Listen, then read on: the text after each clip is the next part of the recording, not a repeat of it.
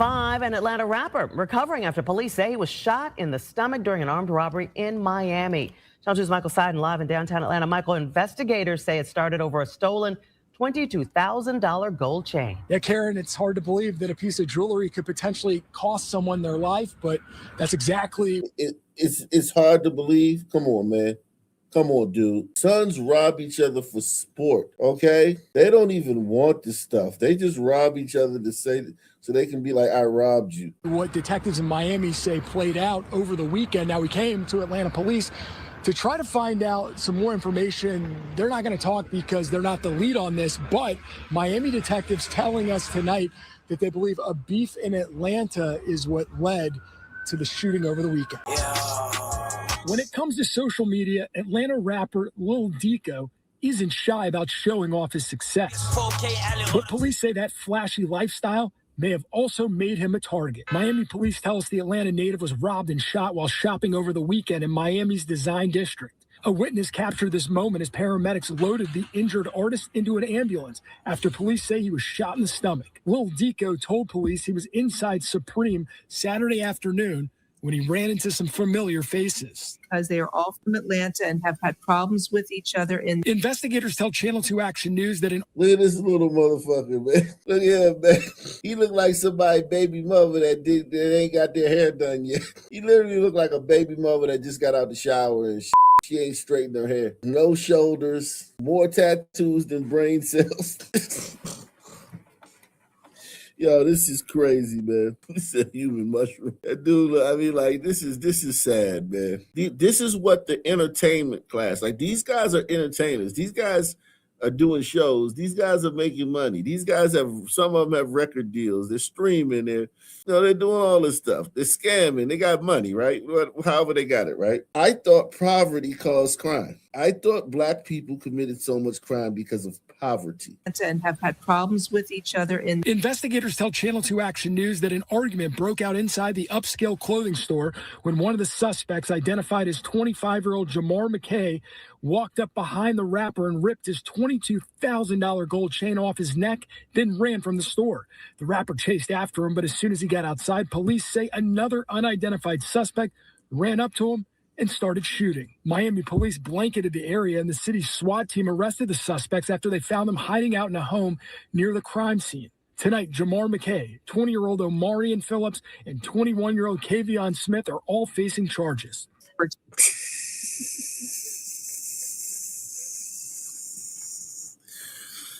Yo. Now, I'm not saying these ain't some bad dudes. Don't get me wrong. I'm not saying that. I'm not saying they not some bad motherfuckers. These some bad motherfuckers, right?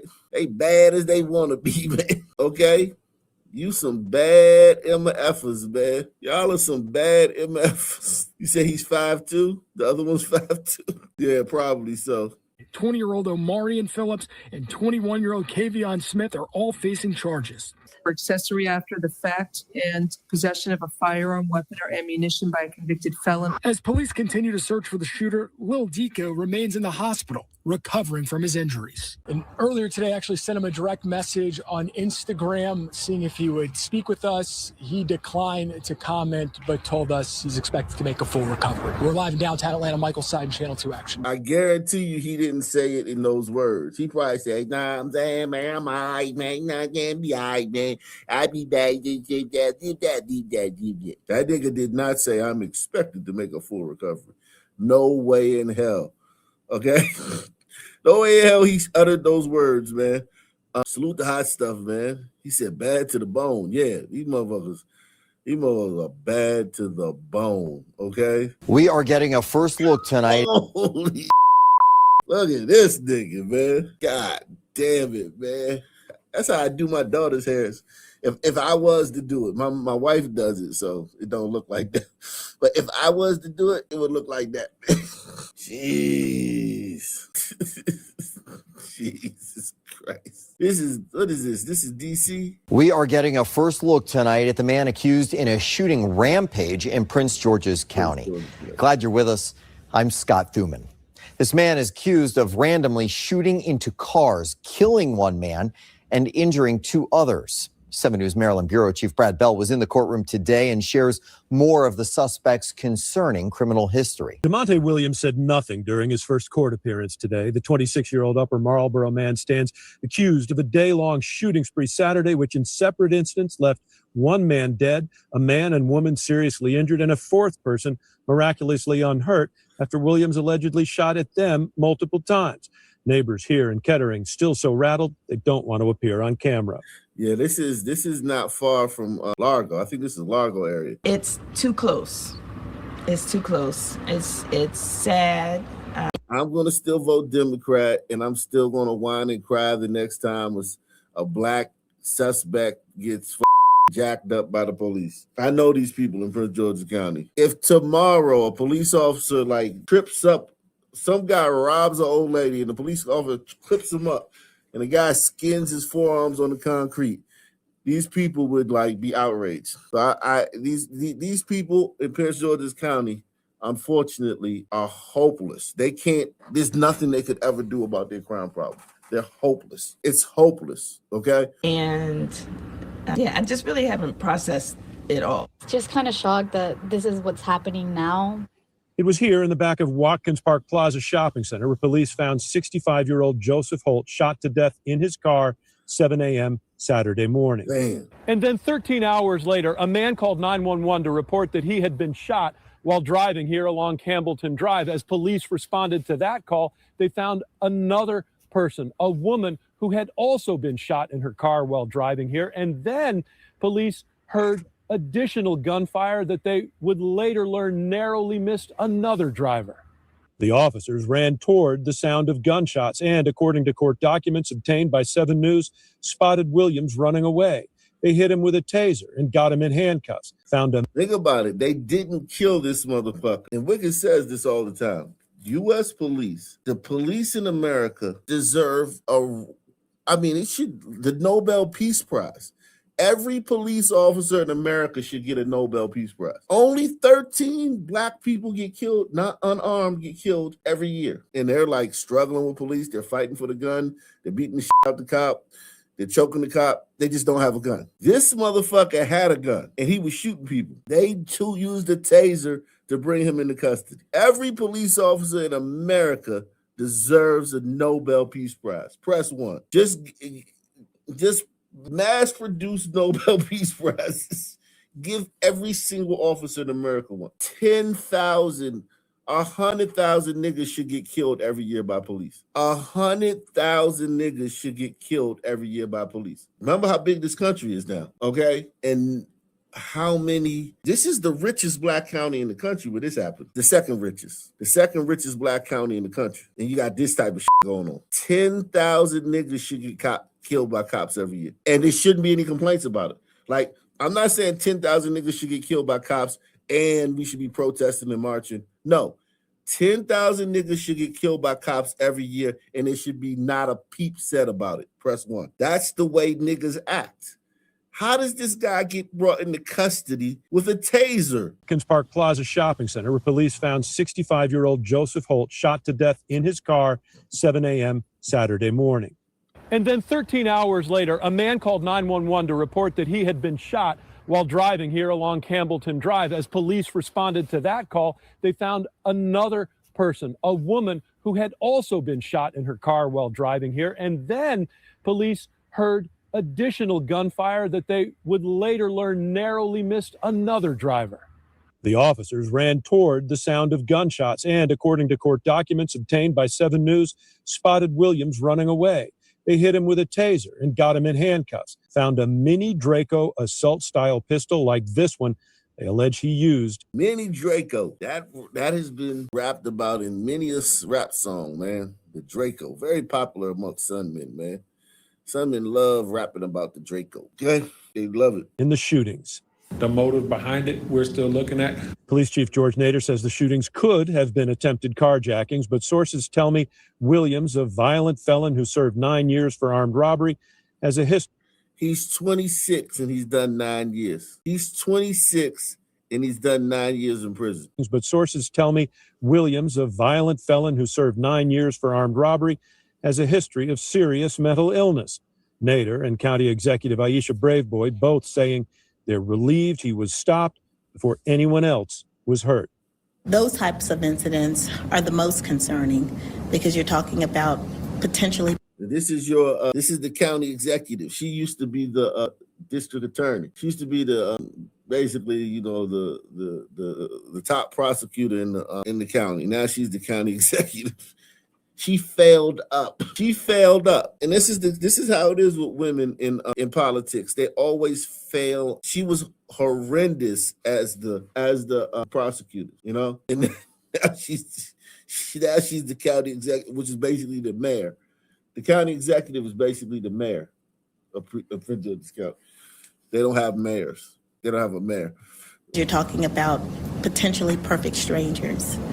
Williams is being held without bond. In Kettering, Brad Bell, 7 News. The suspects accused in a DeKalb County shooting that critically injured a 3-year-old boy faced a judge this afternoon. Today's hearing came just 2 days. I just want you to think, these are not stories from yesterday's show. Yesterday's show, we did a whole series of different stories. The day before, we hit a whole series of different stories. If you're new here, these are the stories from today. After police say they opened fire during a dispute at a gas station. Fox 5's Tyler Fingert was in the courtroom. Tyler is live outside the DeKalb County Magistrate Courthouse with the night's new details. Tyler? Yeah, Tom, good evening to you. Prosecutors revealed this afternoon that the 3-year-old child was shot in the head. That news came as the suspects charged in connection with the shooting faced a judge for the first time. Sponsor the show, man. Sponsor the show. Take the challenge, man. Take the $5 challenge, $10 challenge, $20 challenge. Sponsor the program. It's not about guilt or innocence today. During a virtual court hearing Tuesday afternoon, prosecutors revealed chilling new details about the shooting that left a 3-year-old critically wounded in DeKalb County. The 3-year-old was struck in the head. Look at the judge. Look at the judge. Look at the judge. Judge Shaniqua. We don't get the opportunity. We can't. First of all, we oppressed did. We the least protected. We's bees the least did protected did. The judge in Miami, the first story we did, Hispanic woman. The woman who we saw in the last video, black woman. The judge in this video, black woman. Yo, how can a country run like this, man? Like it's got this. The effects of this have to show. Like they're going to start showing. Trump's doing a great job. Don't get me wrong. I'm not saying Trump's not doing a great job, but the effects of this will start to show. This is not Trump's fault. I'm not saying that this is Trump's fault. I'm just saying that this right here is a ticking time bomb. Okay? If you see a man in a position of power, it's almost like it's Tim Walz. Innocence today. During a virtual court hearing Tuesday afternoon, prosecutors revealed chilling. Look at everybody in the bull. Look at everybody waiting. You got one white guy right here, man. What's this white guy? Why you got the white guy sitting alone? And this looked like an hombrito. I think this is an hombrito. You got a white guy, you got an hombrito. You got Chris Brown right here. Chris Brown, and you got the rest is, this might be an hombrito too. He looked like an hombrito. So this is an hombrito, and that's a white guy. And the rest of them is goddamn Negroes, man. Virtual court hearing Tuesday afternoon, prosecutors revealed chilling new details about the shooting that left a 3-year-old critically wounded in DeKalb County. The 3-year-old was struck in the head and is in critical condition. He may not survive. Face a lot of difficulties in his life going forward. That news came as DeKalb County prosecutors fought to keep 21-year-old Julius Hughes, 20-year-old Jonathan Tate, and a 15-year-old locked up. Investigators say the shooting happened. I want you to think about it. I want you to listen to what they said. The prosecutors have to fight to keep these guys locked up. And that's the effect of all the laws that would change down there in 2020. The prosecutors have to literally convince this black woman judge to not release these guys on bond. I want you to think about that. Struck in the head and is in critical condition. He may not survive, and if he does, it's become clear that he will face a lot of difficulties in his life going forward. That news came as DeKalb County prosecutors fought to keep 21-year-old Julius Hughes, 20-year-old Jonathan Tate, and a 15-year-old locked up. Investigators say the shooting happened at around 7 p.m. Sunday night on North Stone Mountain, Lithonia Road. One of the defendants had a problem with somebody at a gas station, so he went and picked up the other two, and they arrived and opened fire. Prosecutors say police used technology to track the suspect's vehicle to a home. They said the trio was spotted getting back into the same vehicle just hours after the gunfire. There was a traffic stop and an investigation in which one of the defendants was able to tell the officers what took place when he learned of the injury to the 3-year-old. The state asked for the suspects to be held without bond. Hughes has no criminal history, but the other two do. Prosecutors say the teen has used guns in past alleged crimes. As for Tate, they say he was out on bond for a previous case. Tate's attorney says he needs to be released to take care of a family member because of his mom's medical issues. He needs to be released to take care of a family member because of his mom's issues. So again, I want you to see what happened. A nigga had a problem at the gas station. He went and got 2 more niggas, and they went and shot up the gas station and hit an innocent 3-year-old boy. So 2 of these niggas was sitting home. Let's just say it was the juvenile had the problem, right? It's a lot in this story. He goes back, gets these 2 niggas. They come with him. They shoot up the gas station.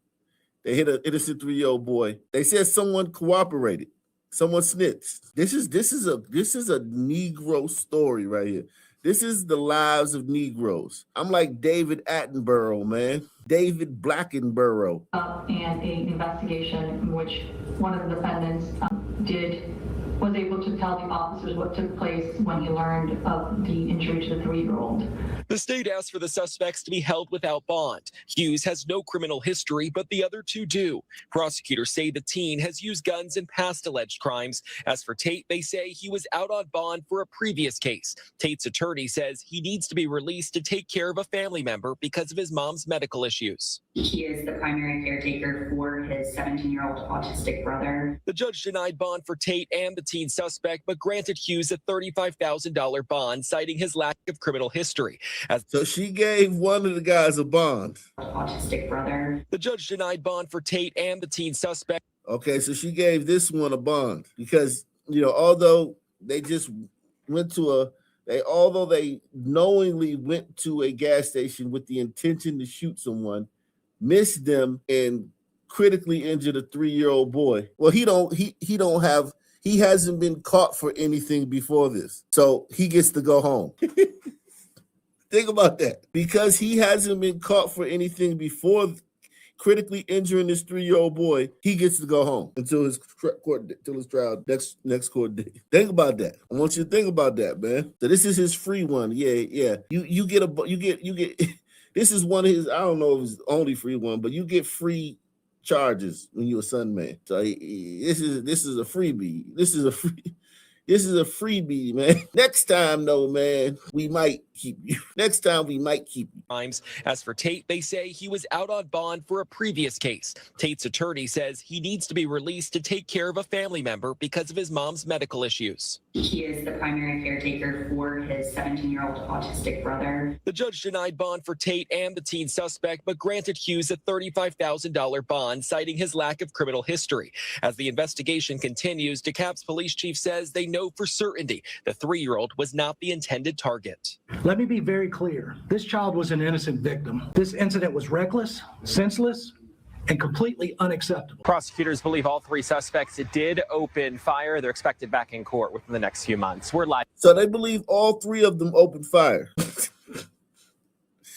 So all 3 of them opened fire. All 3 of them went to a gas station because some nigga said something, or some nigga said something to one of their friends.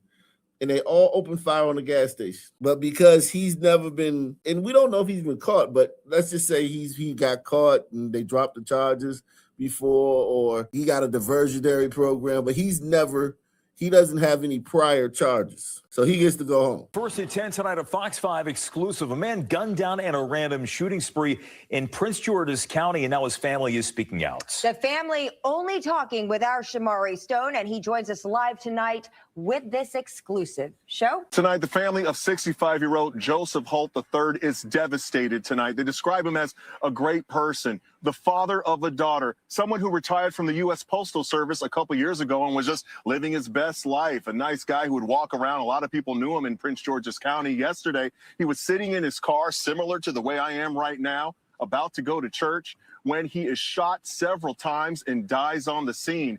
Tonight, there are 2 other people in 2 separate shootings who are also in the hospital suffering from gunshot wounds. The person of interest is in custody. And tonight, police continue to investigate, and you're going to hear more about Joseph Holt III. Right now, Prince George's County Police say 65-year-old Joseph Holt III, shown in these photos, was the first victim in what they say was a random shooting spree starting around 7:30 Sunday morning.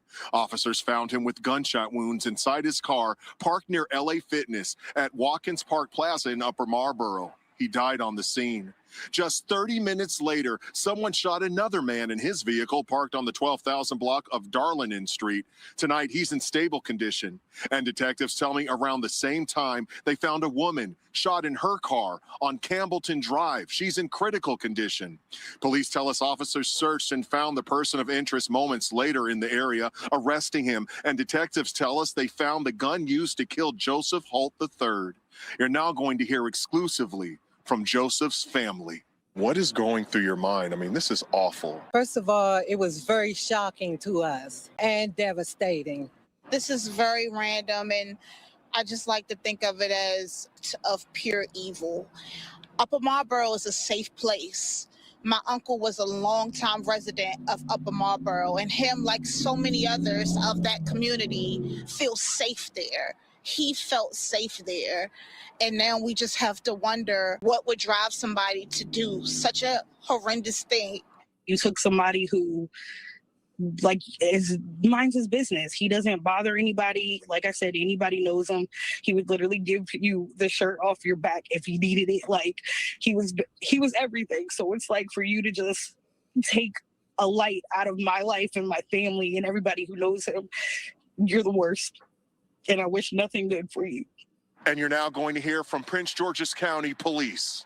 We have the person we believe responsible, person of interest in custody. We have the weapon that was used in the homicide. We're just working through the case to see if we can come forward with charges. Pretty confident that we will. And tonight, that was the Prince George's County Police Chief. Detectives have not released the name or age of the person of interest. We are waiting for a photo as well. Meanwhile, we will continue to stay on top of this story, bringing you the latest details. If you have any information, additional information about this shooting spree, call Prince George's County Police. I'm Shamar. Jeez, yo.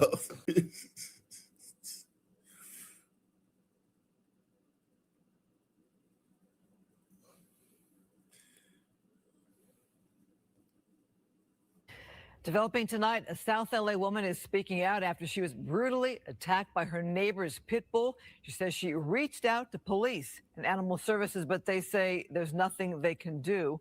Fox 11's Gina Silva spoke to the woman and the dog's owner, and Gina is now here in South LA live with the story. Gina. Christine, when a dog attacks a person, the Department of Animal Services is responsible for investigating. They have to determine whether the dog should be removed from the location. Well, the woman we interviewed tonight says none of that happened, and the dog that mauled her is still living next to her. So I was met right here by the dog. He latched onto my arm immediately. Megan Hayward was brutally attacked by her neighbor's pit bull in a shared space outside her South LA home on December 4th. There was no alarm. There was no barking. He just ran straight toward me. I didn't even have time to react. Some of the injuries are so severe, we've had to blur the images of her arm and leg. Megan says the dog was never quarantined, never impounded, and remains in the same shared space. I did call LAPD. They told me that they don't handle these sorts of cases, and so that I had to go directly. Democrat run state, man. God damn, man. You're very unsafe in the Democrat run state. You're very unsafe. You're very, very unsafe in a Democrat run state. Okay? You're very, very unsafe in a Democrat run state. Through LA Animal Services. She filed a police report, and Megan says Animal Services told her since the attack happened on private property, there's nothing they can do. It really just illuminates the disparities that happen in densely populated neighborhoods in Los Angeles. If you go up and down this block or around this neighborhood, you'll see a lot of shared common areas for tenants. He's not a vicious dog. Like, he doesn't go after people. Antonio owns the pit bull that attacked Megan. Was a freak accident, something that I don't know what could have been done unless I was there in that moment to have stopped him from doing anything. Is the dog still running around without a leash? He's not running around without a leash. We're trying to mitigate every single situation that we can.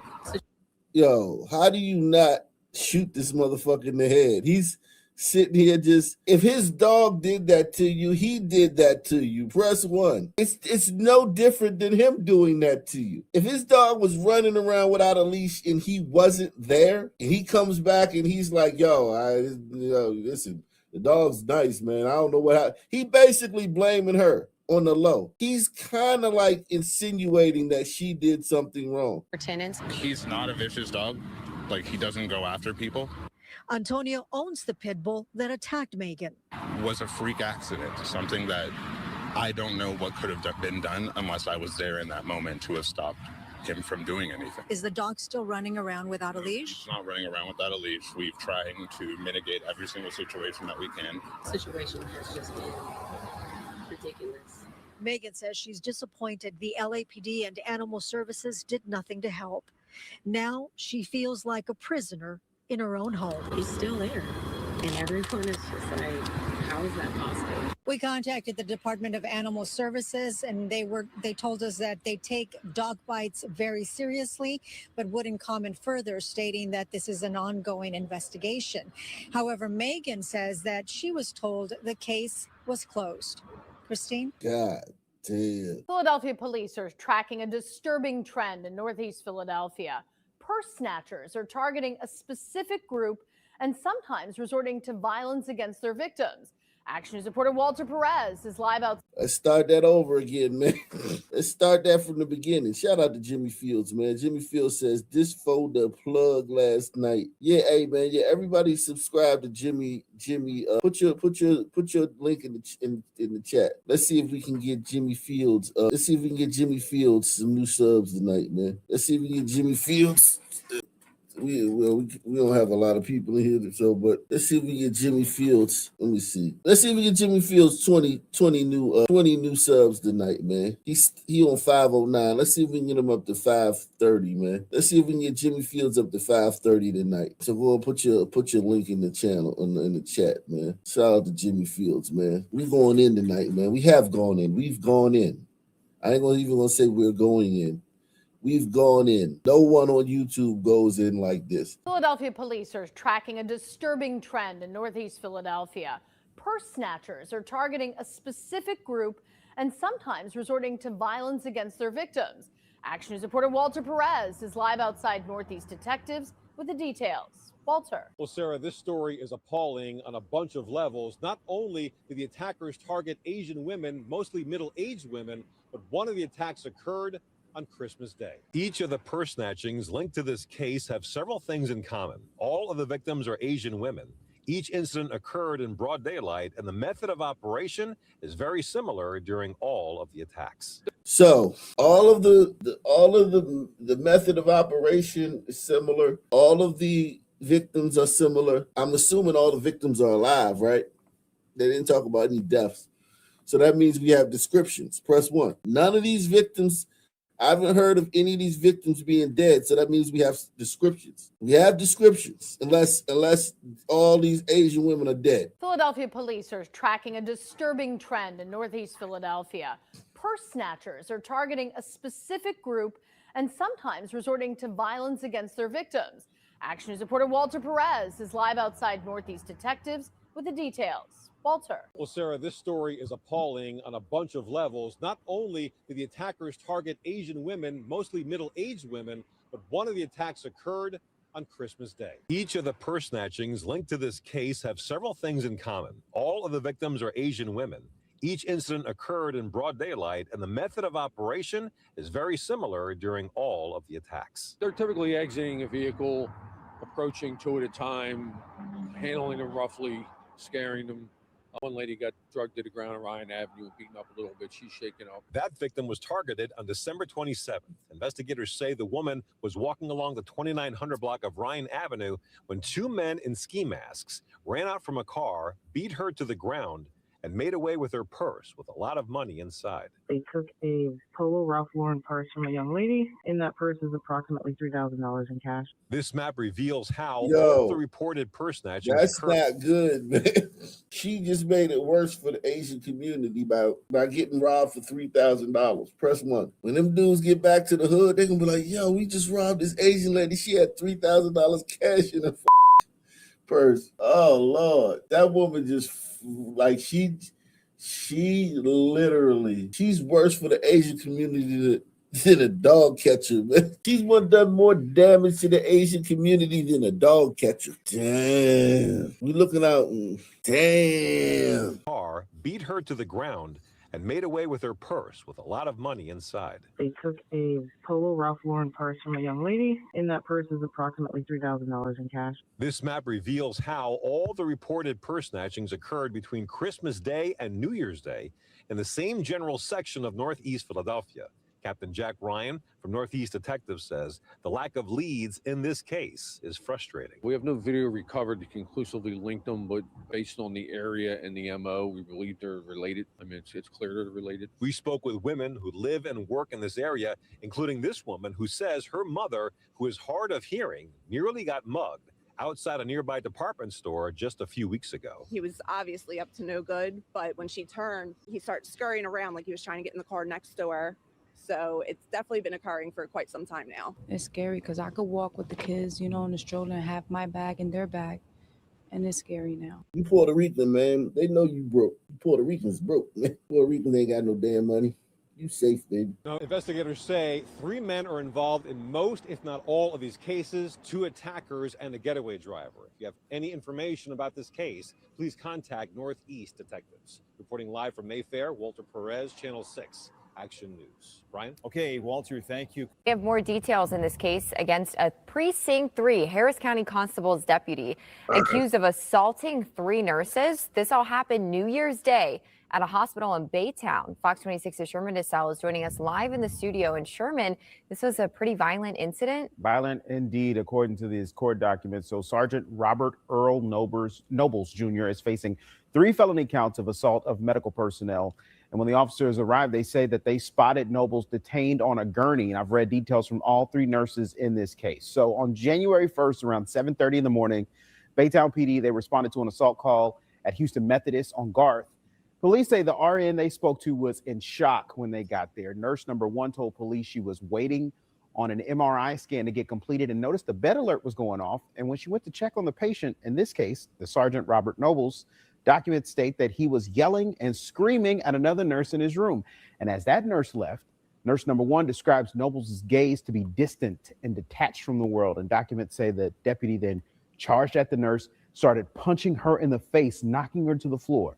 Nurse number 2, who was 26 weeks pregnant, says that when she went to call security, Nobles grabbed a printer from the desk area and struck the pregnant nurse in the head twice. And while she was knocked on the floor on her stomach, the documents state that Nobles grabbed a computer monitor and slammed it on her back. Documents also state as Nobles ran toward the ICU building, a 3rd nurse says he walked towards her calmly, and she started running away from him. She says Nobles punched her in the back of the head and knocked her to the floor. Wow, Sherman, do you know? Wow. Yeah, man. A Precinct 3 sergeant, man. Let me guess. Mental issues, man. Mental health issues, man. He's incompetent to stand trial. Just send him home. Wow, Sherman, do you know why that officer was even in the hospital in the first place? We're not sure. Police say Nobles was not under an emergency detention order. He came into the hospital voluntarily, and there is also apparently surveillance video of the whole thing. The Precinct 3 Constable's office says that Sergeant Nobles has been relieved of duty. He was placed on administrative leave pending the outcome of this investigation. Oh, God. Memphis police are looking for a man. We have more details in this case against Hold on, man. What did I just see? Man, let's go back to that, man. Police are looking for a man who was shot by a store clerk during an attempted robbery at the Quick Check store on Alsea Road. Good evening, and thank you for joining us. I'm Greg Hurst. Hi, I'm Stephanie Skurlock. WREG's Braille Brown has the surveillance video and more details on what led to that shooting. Memphis police need your help finding a man responsible for an attempted robbery on Alsea Road. This video footage captured Monday inside the store shows the would-be robber in a white hoodie. Police say the man frequents the convenience store, describing him as being between 5'2" and 5'5", and ranging between the ages of 18 and 22 years old. He was wearing dark bottoms and has a tattoo above one of his eyebrows. The video shows him walking into the store around 10 a.m., stepping up to the counter and attempting to draw a gun from his hoodie. Before the suspect could point the gun at the cashier, she shoots him from behind the counter. That's when the footage shows him bolting out. She knew he was up to. She knew he was on bullshit. How'd she get that gun up so quick, man? How did she get that gun out so quick, man? She knew he was on some bullshit. Shout out to my man, Jack Me Off, man. Feels so good, man. I feel so good every time I see Jack Me Off, man. Brings me so much pleasure, man, to see you Jack Me Off. Pause. She shoots him from behind the counter.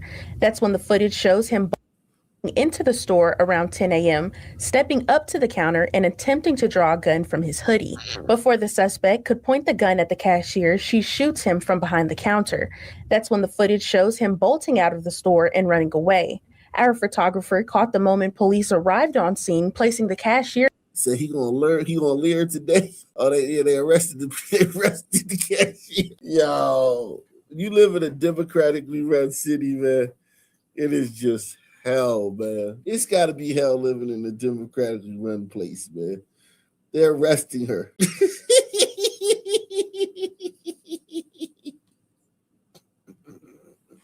Bottoms and has a tattoo above one of his eyebrows. The video shows him walking into the store around 10 a.m., stepping up to the counter and attempting to draw a gun from his hoodie. Before the suspect could point the gun at the cashier, she shoots him from behind the counter. That's when the footage shows him bolting out of the store and running away. Our photographer caught the moment police arrived on scene, placing the cashier in handcuffs as they began to search the scene. Today, I went to the store for comment from the cashier who shot the suspect, but another clerk inside told me she was off for the day and is glad that she's safe.